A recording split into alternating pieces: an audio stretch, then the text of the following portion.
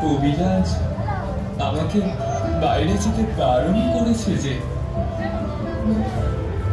তুমি ঘরে বসে বই পড়ো, তাহলে ঘরে থেকেই দেখতে পাবে জগৎটাকে। জগৎ জুড়ে তো অনেক মানুষ, তাদেরও দেখতে পাবো।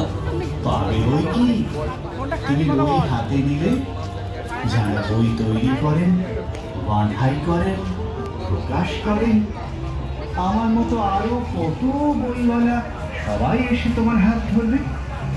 দেখো, বই হাতে তুমি কোনোদিন একা হয়ে যাবে না। বই আমাদের স্বপ্ন, শক্তি, অক্ষর সব পূর্ণ শ্লোক, দেবী পক্ষে শপথ করে বই পক্ষ শুরু হোক। দেবী পক্ষে শপথ করি, বই পক্ষ শুরু হোক।